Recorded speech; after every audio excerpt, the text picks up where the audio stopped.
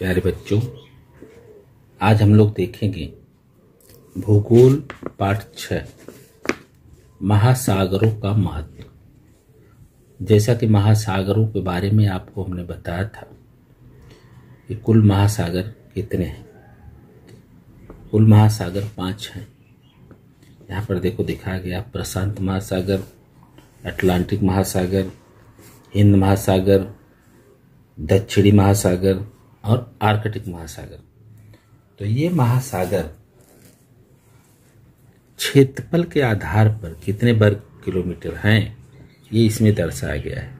देखो, सबसे बड़ा महासागर है प्रशांत महासागर, उसके बाद अटलांटिक महासागर, हिंद महासागर, दक्षिणी महासागर, आर्कटिक महासागर। प्रशांत महासागर का क्षेत्रफल जो है 16,62,40,977 वर्ग किलोमीटर का है। उसी प्रकार अटलांटिक महासागर का 8,65,57,402, हिंद महासागर 7,34,26,163, दक्षिणी महासागर, आर्कटिक महासागर सब ऐसे दिए हुए हैं। सबका क्षेत्रफल आप देख करके जान सकते हो। सबसे बड़ा महासागर है प्रशांत महासागर। ठीक है। पिछली कक्षा हमने पृथ्वी के भूमंडल और जलमंडल का अध्ययन किया है। हमने पृथ्वी पर पाए जाने वाले भूपृष्ठ और जल के अनुपात का भी अध्ययन किया है। संलग्न तालिका महासागरों के क्षेत्रफल दिए गए हैं, वे समझेंगे। ये तालिका हमने बताया। भूपृष्ठ के संपूर्ण जल क्षेत्र का समावेश जलमंडल में किया जाता है। महासागर, समुद्र, नदियां, नाले, सरोवर, तालाब, भूजल से सभी जलमंडल घटक हैं। उनमें से कुल उपलब्ध जल का लगभग 97.7% जल सागर में व्याप्त है। जितने भी पानी है पृथ्वी पर 97.7% सागर में है, माने बहुत विशाल का है जल समूह। क्या तुम जानते हो, हम अपने परिसर में सदैव सृष्टि को देखते हैं। भूपृष्ठ की सजीव सृष्टि में बहुत विविधता है, परंतु भूपृष्ठ पर स्थित सजीव सृष्टि की तुलना में कई गुना अधिक सजीव सृष्टि जलमंडल पाई जाती है और उसमें भी बड़ी विविधता पाई जाती है। तो हम जो पृथ्वी पर जितने जीवधारी सजीव देखते हैं, वो सारे सजीव में कितनी विविधताएं हैं, विभिन्न प्रकार के सजीव हैं। उसी प्रकार से जल में, समुद्र में भी बहुत सारे सजीव पाए जाते हैं और उनमें भी बहुत सारी विविधताएं हैं। ये जलमंडल के समुद्र में पाए जाने वाले सजीवों को यहाँ दिखाया गया है। बहुत तरह की मछलियाँ, जैसे व्हेल मछली सबसे बड़ी होती है, समुद्र में पाई जाती है। शार्क है, बहुत सारी मछलियाँ, बहुत सारे जीव समुद्र में पाए जाते हैं और उनमें बहुत सारी विविधताएं भी पाई जाती हैं। ये आप देख रहे हैं। अभी करके देखें। एक कटोरी पतला चिवड़ा पोहा लो, एक छोटा तेल बारीक कटा हुआ छोटा प्याज, टमाटर, थोड़ा सा मिर्च पाउडर लो। सभी पदार्थ एक दूसरे को अच्छी तरह मिला दो। प्रत्येक व्यक्ति उसका स्वाद लो। बचे हुए चिवड़े को थोड़ा नमक मिलाओ, पुनः उसमें मिला दो। चिवड़े का भी स्वाद लो, माने नमक मिलाने पर ही उसका स्वाद मिलेगा। पहले दिए हुए स्वाद में, दिए हुए चिवड़े के स्वाद में क्या अंतर अनुभव हुआ? तुम्हारे अनुसार किस पदार्थ का चिवड़े को स्वाद प्राप्त हुआ होगा? तुम्हारे घर में इस पदार्थ का उपयोग दूसरे किस उद्देश्य के लिए किया जाता है? यह पदार्थ कहाँ तैयार होता है? इसे माने कोई भी चीज हम खाते हैं तो हमारे किचन का एक मुख्य भाग है नमक। नमक से ही हमें सबका स्वाद मिलता है। अगर नमक न डाला जाए तो हमें किसी प्रकार का स्वाद नहीं मिलेगा। तो इस प्रकार से नमक हमको कहाँ से मिलता है? समुद्र के जल से। और वही नमक के लिए यहाँ पर ये प्रयोग बताया गया है कि बिना नमक का कोई स्वाद नहीं मिलता। करके देखो। एक स्टील की तस्तरी, थोड़ा सा पानी लो, यथासंभव नलकूप बोरवेल का हो तो अच्छा है। पानी को धूप में रखो। पानी पूरी तरह उबल कर खत्म होने तक तस्तरी को मत हटाओ। पानी पूरी तरह उड़ जाने पर तस्तरी निरीक्षण करो। तुम्हें क्या दिखाई देगा? आप उस पदार्थ का स्वाद लो। जैसे तस्तरी हम रखते हैं, ऐसे तस्तरी धूप में पानी भर के रख देते हैं तो पानी वाष्प बनकर उड़ जाता है। तुम न धूप में रखो तो पानी लेकर के गर्म करो टोप में और गैस पे, तो देखो धीरे धीरे पानी उड़ जाएगा। उसमें सफ़ेद जैसी कुछ चीज़ें बचेंगी, वही नमक है। तो उसे हम कहाँ से प्राप्त करते हैं? समुद्री जल से। तो तुम ध्यान में आएगा कि तस्तरी के पानी का वाष्पीभवन होकर तस्तरी में पानी के स्थान पर सफेद रंग की परत इकट्ठी हो गई है। इस परत का स्वाद खारा कसैला है। ये पानी में घुले क्षार होते हैं।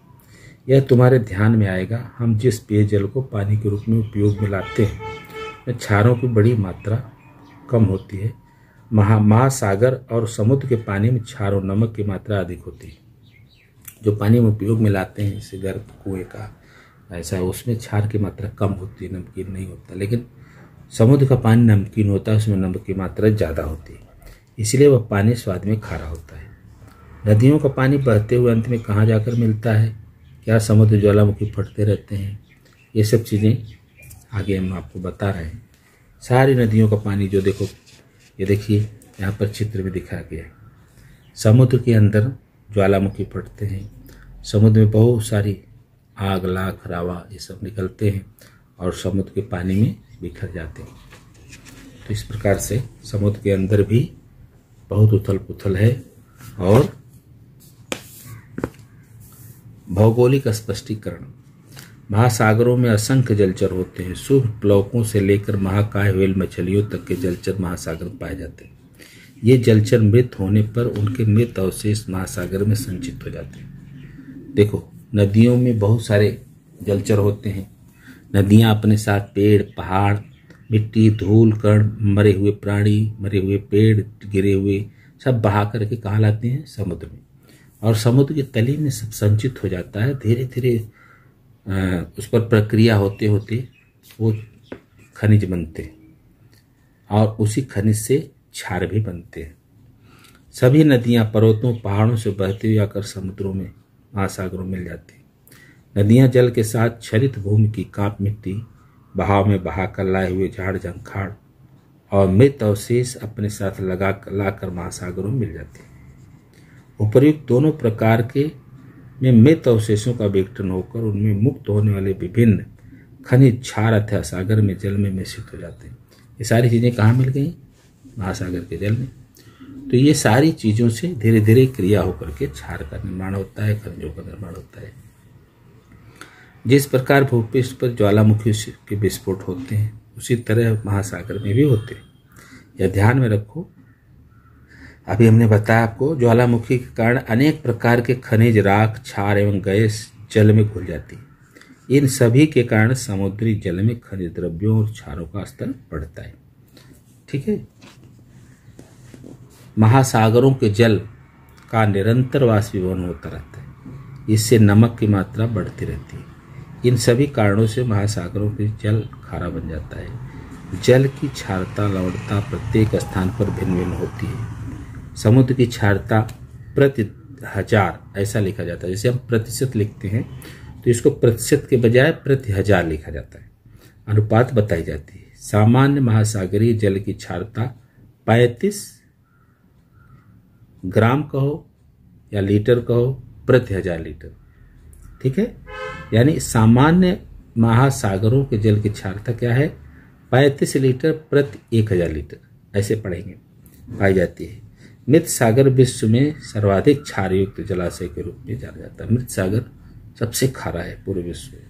उसकी क्षारता 332 लीटर प्रति 1000 पर है।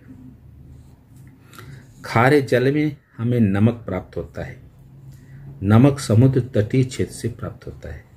इसके लिए नमक सार तैयार करने पड़ते हैं। प्रत्येक 6.4 आकृति दिखाओ, अभी नीचे है दिखाते हैं।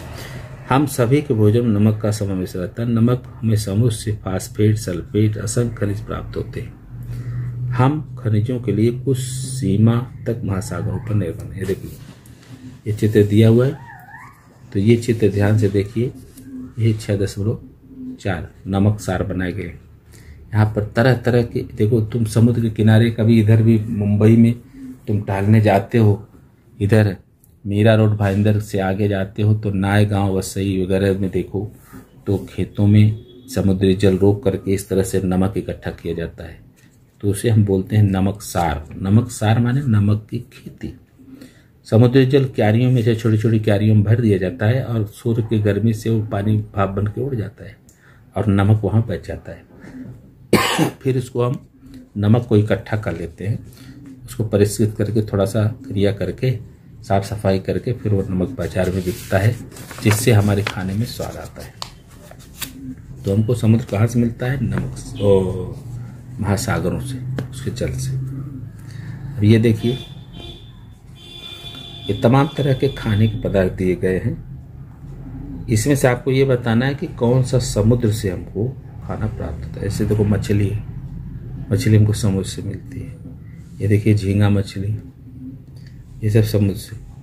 तो वही चीज़ इसमें पूछा गया है, हमारे भोजन में कौन से पदार्थ होते हैं, उपयुक्त पदार्थ कौन से पदार्थ सामिस मांसाहारी वर्ग में आते हैं। इन पदार्थों में से कौन से पदार्थ जलचरों से बनाए जाते हैं। ठीक है, भौगोलिक स्पष्टीकरण। हम में से अनेक लोग अपने भोजन में मछली खाते हैं। हमें नदी, तालाब, महासागर द्वारा मछलियाँ प्राप्त होती हैं। नदी और तालाब की तुलना महासागरों से मिलने वाली मछलियों की मात्रा अधिक होती है। सागरीय जीवों को पकड़ने का कार्य संपूर्ण विश्व में बड़ी मात्रा में चलता है। मानव के प्राचीन व्यवसाय में से यह एक प्राचीन व्यवसाय है। यद्यपि मनुष्य का भोजन इसका एक प्रमुख कारण है, फिर भी सागरीय जीवों का उपयोग औषधियाँ बनाने, खाद बनाने, अनुसंधान आदि के लिए किया जाता है। तो तमाम तरह से मछली हम उपयोग करते हैं समुद्री उत्पादों का। अच्छा, भारत में प्रमुखतः झींगा, सीपियाँ, केकड़ा, सुरमई, बांगड़ा, पापलेट, मोरी, सार्क, रावस, सलमन, ये मछलियाँ सागरीय जलचर खाए जाते हैं। संसार का विचार करें तो इन जलचरों में से अधिक प्रजातियों का समावेश, इनसे भी बहुत अधिक जातियां हैं समुद्र में पाई जाती है मछलियां। मानवीय शरीर के लिए आवश्यक कुछ महत्वपूर्ण जीवन सत्वों की आपूर्ति मछलियों के सेवन द्वारा होती है। हमारे शरीर में बहुत सारे खनिज पदार्थ, बहुत सारी कमियों को पूरा करती हैं मछलियाँ समुद्र की, तो इसलिए हम मछलियों का सेवन करते हैं। जिन देशों में सागरीय तट प्राप्त है वहाँ अन्य व्यवसायों का अभाव है। ऐसे देशों का जनजीवन पूरी तरह से सागरों समुद्रों पर निर्भर रहता है, जैसे मालदीव, मॉरिशस और सेशल्स, ये देश हैं। ठीक है। अच्छा, यहाँ पर देखिए आप दिया हुआ है कुछ स्थान का नाम है, देश का नाम है, अधिकतम तापमान, न्यूनतम तापमान और तापमान श्रेणी आपको बनाना है। तो अधिकतम तापमान जितना है और न्यूनतम तापमान में घटाना है। अधिकतम तापमान में से न्यूनतम तापमान माइनस करोगे, घटाओगे, तो जो अंतर आएगा उसको हम तापमान श्रेणी कहते हैं। तो वो यहाँ पे बताया गया है। Beijing, Istanbul, Maldives, New York, Denver, Kabul, Baghdad, ये कहाँ हैं? चीन में, तुर्की में, स्पेन में, संयुक्त राज्य अमेरिका, अफगानिस्तान, इराक। इसका तापमान यहाँ दिया हुआ है, आप देख करके लिखिए और उसको घटा करके यहाँ लिखना है। उपर्युक्त तालिका में 30 अंश 40 अंश अक्षांशों के बीच आने वाले कुछ स्थानों के औसतम, अधिकतम और न्यूनतम तापमान दिए गए। उनका अध्ययन करके अगली कृति करो, मानचित्रावली का उपयोग करो। ठीक है, तो इस तरह से आपको जैसा मैंने बताया घटा करके तापमान श्रेणी निकालना है और उसको लिखना है। अभी ये देखिए, प्रत्येक स्थान के अधिकतम एवं न्यूनतम तापमानों के बीच के अंतर की गणना करिए। तालिका में रिक्त प्रविष्टि लिखिए, वो लिखना है। जिस स्थानों के तापमानों के बीच का अंतर 10 अंश सेल्सियस से अपेक्षा अधिक है, उन प्रविष्टियों को लाल रंग से लिखिए। जिनका अंतर 10 से अधिक है उनको लाल से लिखना है। शेष प्रविष्टियां नीले रंग से भरो और बताओ कि वे स्थान कौन से हैं। वे स्थान मानचित्रावली में खोजो। कौन से स्थान महासागरों के समीप है? बताओ कि उस स्थान पर तापमान श्रेणी कम है या अधिक है। 10 से अधिक है तो तापमान श्रेणी में आएगा, कम है तो नहीं आएगा। तापमान श्रेणी में अंतर उत्पन्न होने के प्रमुख कारण क्या है हो सकते हैं? ये सभी स्थान किस कटिबंध में आते हैं? स्थानों के तापमानों में कितना अंतर है? कौन से स्थान महासागरों से दूर हैं? बताओ कि उस स्थान की तापमान श्रेणी कम है या अधिक। 10 से कम है, कम है, 10 से अधिक है तो अधिक है। न्यूनतम और अधिकतम तापमान श्रेणी वाले स्थान कौन से हैं? देश न्यूनतम और अधिकतम तापमानों का स्तंभालेख बनाओ। न्यूनतम अधिकतम तापमान का स्तंभा लेख जैसा गणित में बनाया गया था, बताया गया था, ऐसा बनाना है। इसके लिए उचित रंग संगति का उपयोग करो। तरह तरह के रंगों से उनको रंगना है। भौगोलिक स्पष्टीकरण।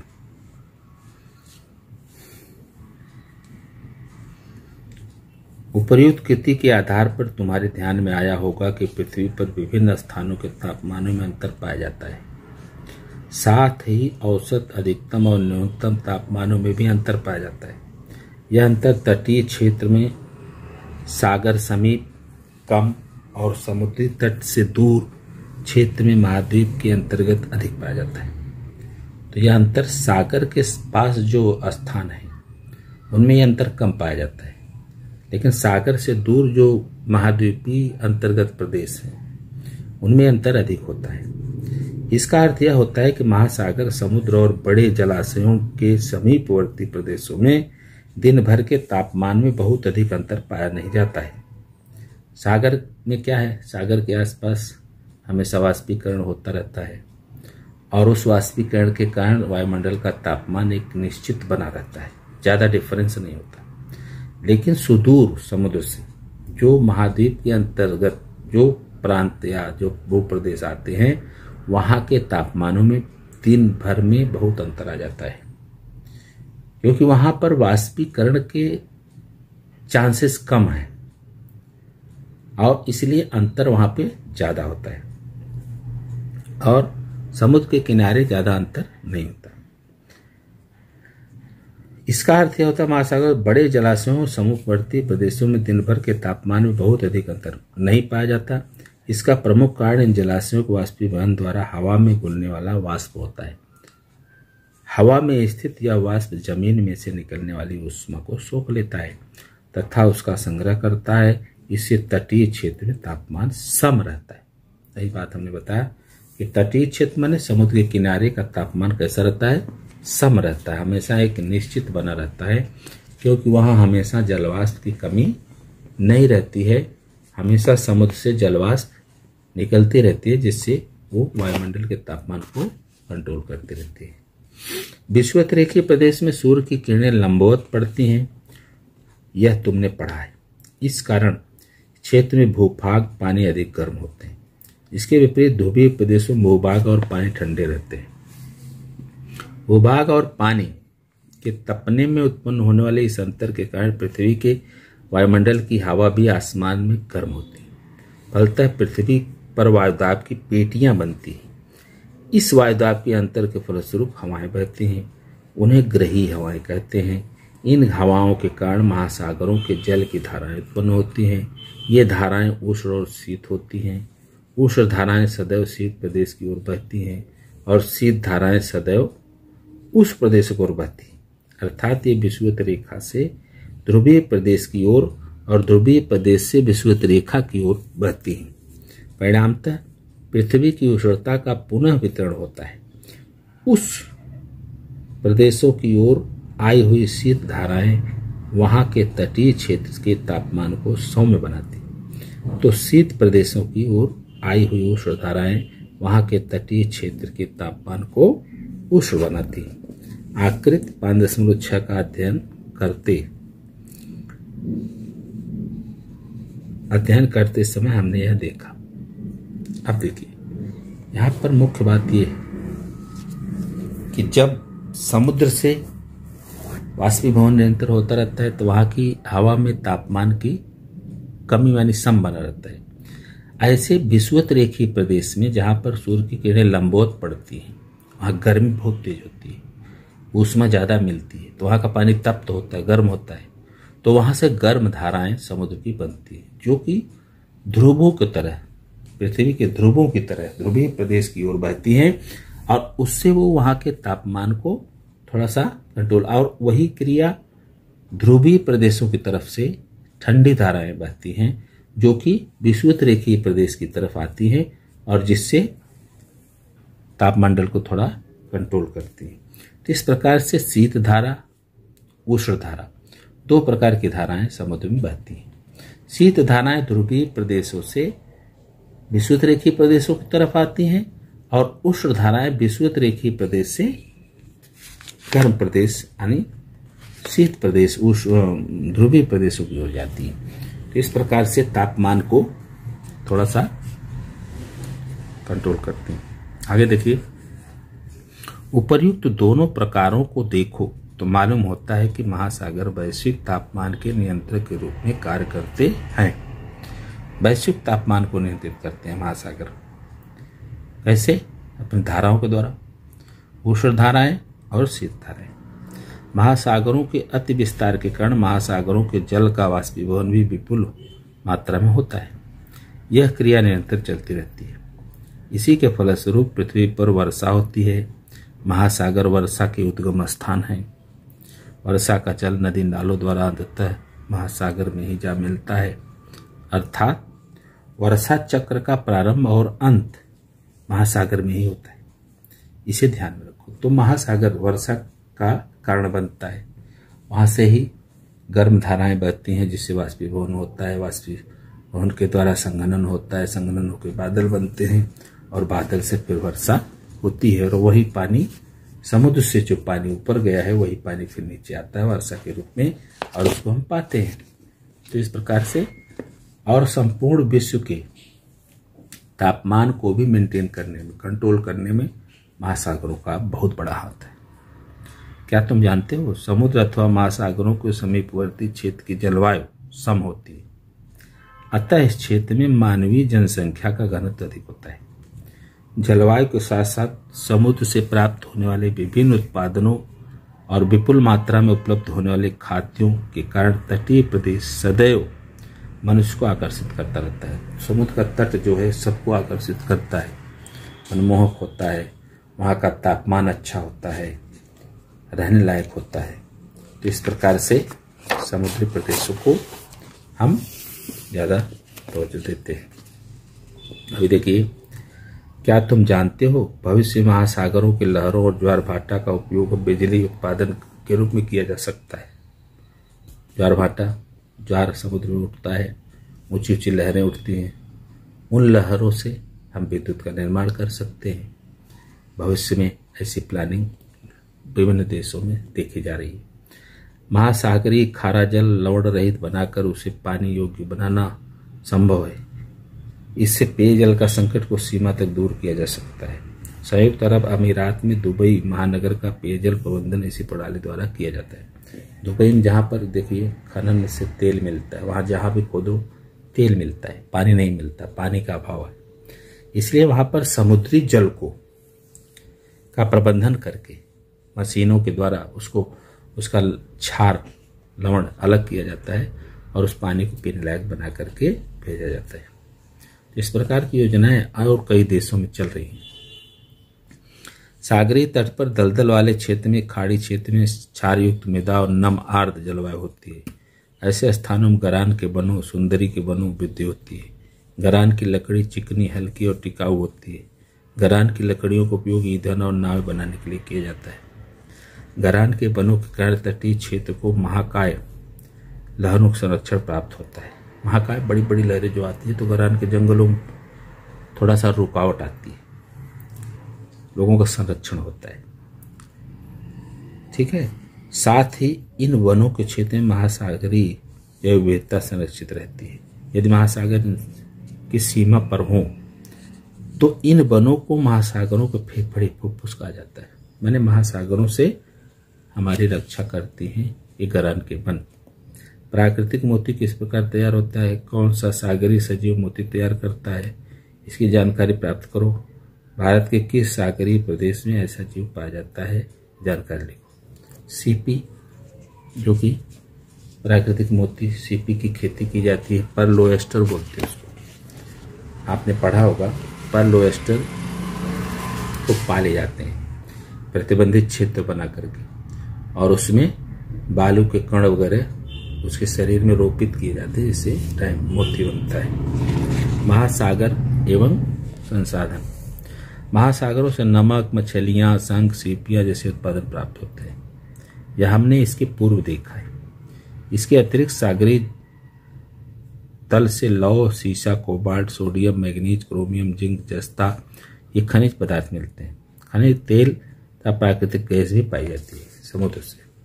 ये देखो इस तरह के खनिज हैं, सीसा, कोबाल्ट, मैग्नीज, लौह खनिज ये समुद्र से प्राप्त होते हैं। हमें सागर से मोती और प्रवाल मूंगा जैसे मूल्यवान वस्तुएं, शंख सीपियां जैसे सुशोभन की वस्तुएं तथा औषधीय वनस्पतियां भी प्राप्त होती हैं। ये सब वनस्पतियां हमें समुद्र से मिलती हैं। सागर और परिवहन, परिवहन का सबसे सस्ता विकल्प महासागर द्वारा उपलब्ध होता है।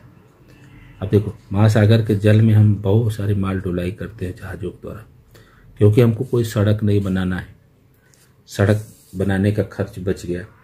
इसके बाद परिवहन के लिए बहुत बड़े बड़े जहाज़ों पर ज़्यादा सामग्री भी हम ढोकर ले जा सकते हैं।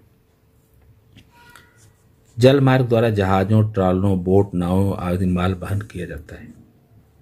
आकृति जल मार्ग द्वारा बड़ी मात्रा में अंतर्राष्ट्रीय व्यापार चलता है। सागरीय तट प्राप्त होने से स्पेन, नॉर्वे, जापान जैसे देश को सागरीय परिवहन कारण बहुत महत्व प्राप्त हुआ है।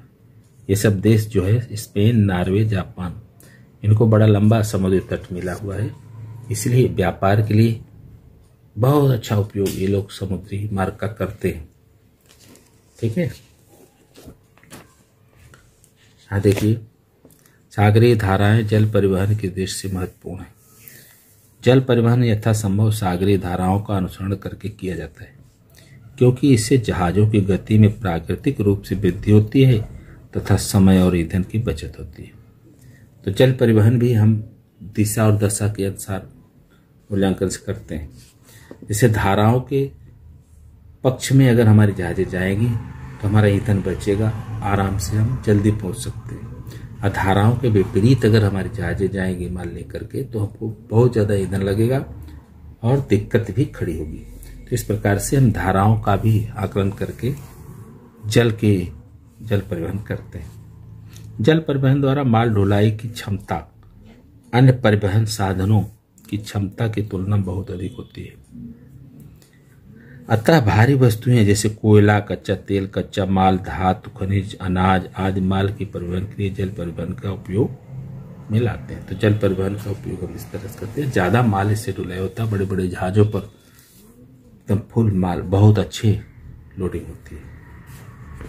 महासागर की समस्याएं, अब समस्याएं क्या हैं वो भी हम जान लें। पृथ्वी का लगभग 70 से 80% भाग जल से व्याप्त है। मनुष्य अपने आवश्यकताओं को पूर्ण करने के लिए जो कार्य करता है उसके कारण अनेक प्रकार का कूड़ा कचरा निर्माण होता है। ऐसे कूड़े कचरे से प्रदूषण होता है। महासागरीय प्रदूषण एक बड़ी समस्या है जो इसके द्वारा उत्पन्न होती है। सबसे बड़ी समस्या है महासागरीय प्रदूषण। हमारी बस्तियों का, कारखानों का जल सागर में छोड़ा जाता है। देखिए मैले कुचैले कारखानों का जो पानी होता है, कभी कभी तो ऐसा होता है कि जहाज़ों के द्वारा जो हम तेल ले जा रहे होते हैं वो जहाज़ों में कहीं कोई घटना दुर्घटना हो जाती है तो जहाज़ें से तेल रिसाव होने लगता है और समुद्र के ऊपर आकर के तेल जम जाता है सब, जिससे समुद्री जीव को सांस लेने में दिक्कत होती है, समुद्री जीव मारे जाते हैं। तो इस प्रकार की बहुत सारी प्रदूषण की समस्याएं हैं। जो भी हम इधर उधर अपने घर का या कुछ भी चीज़ें हम जल में डालते हैं वो बह करके सागर में जाता है और इससे समुद्री जीवों को तकलीफ होती है।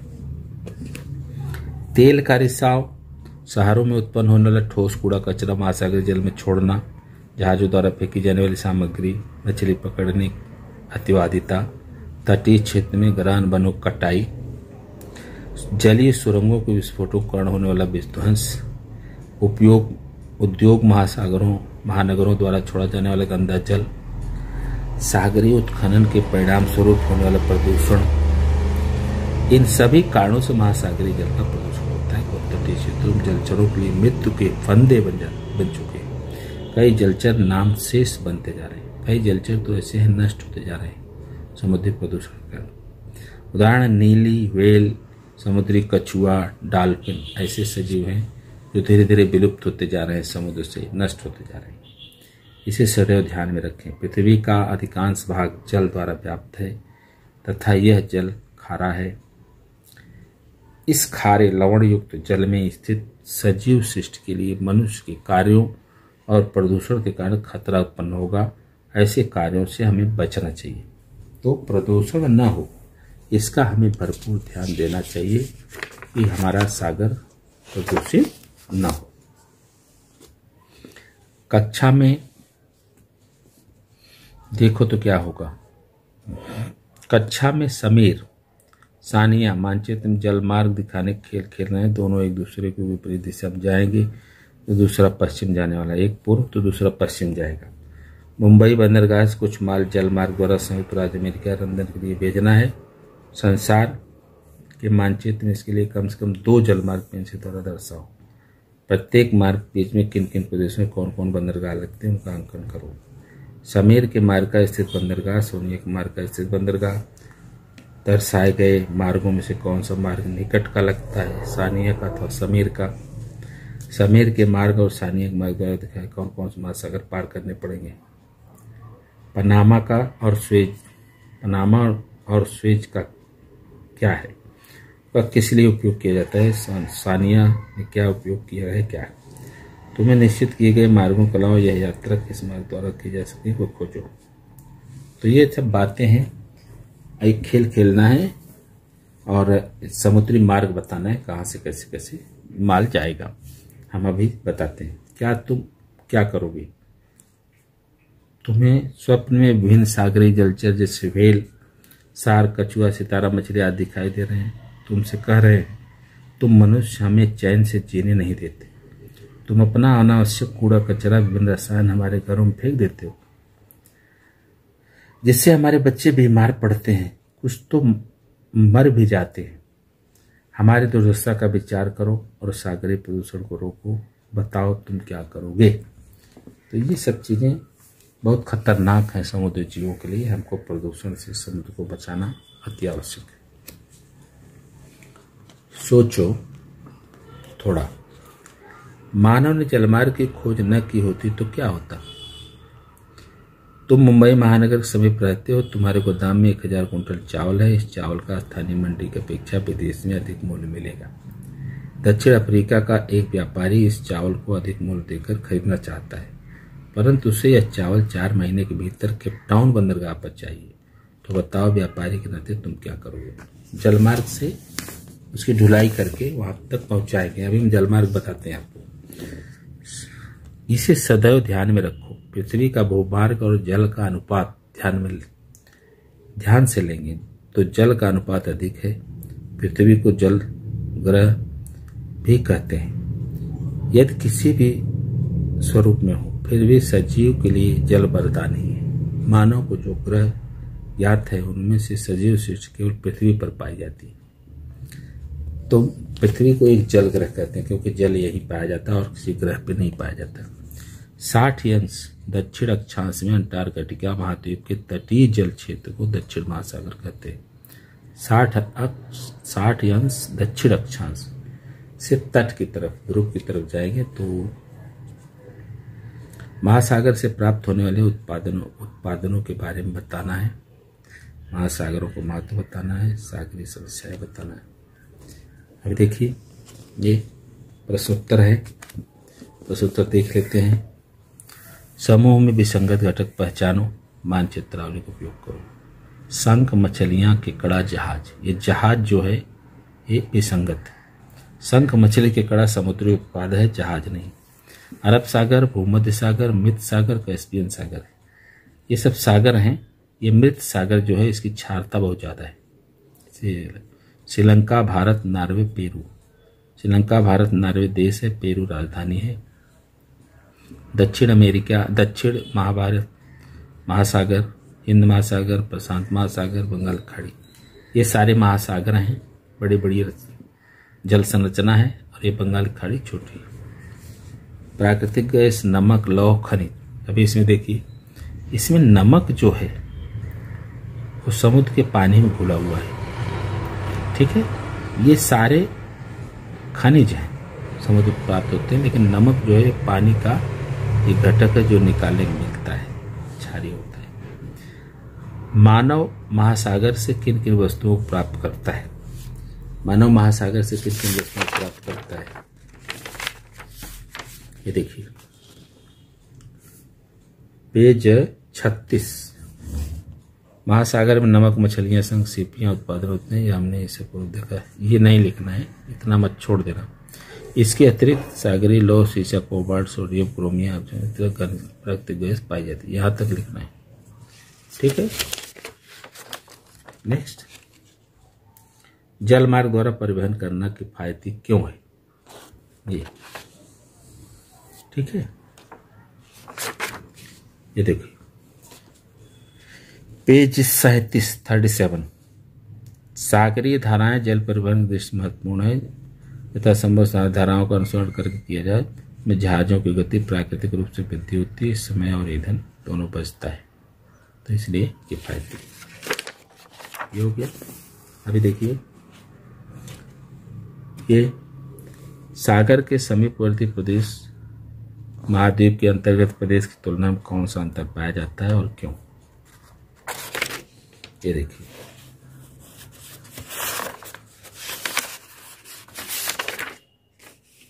यहां पर है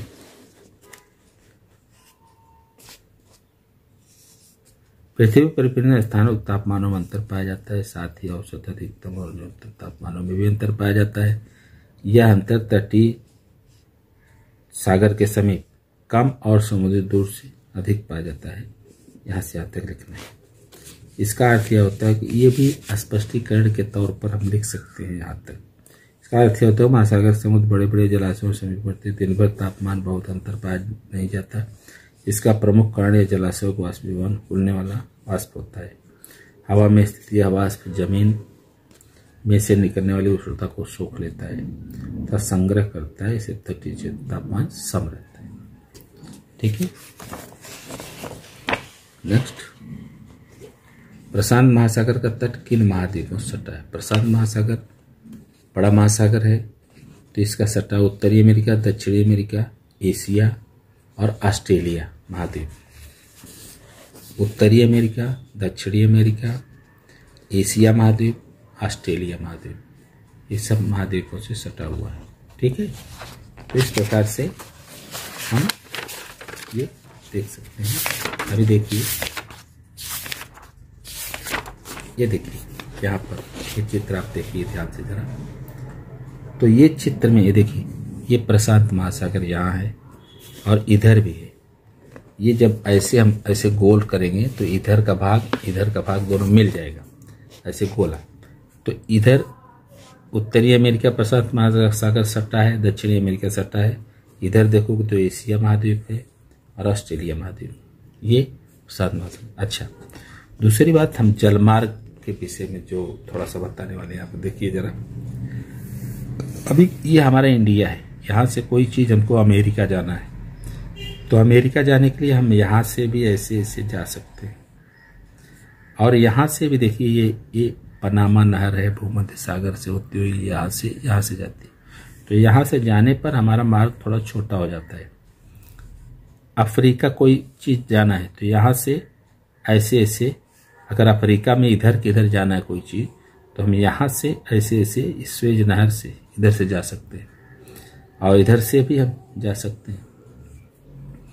तो ये जलमार्ग हम कहीं भी, जैसे अभी बताया ना, केप टाउन में मुंबई से पहुंचाना है सामान, तो यहाँ से ये सब जलमार्ग, ये सब क्या है, ये सब जल है, समुद्र है।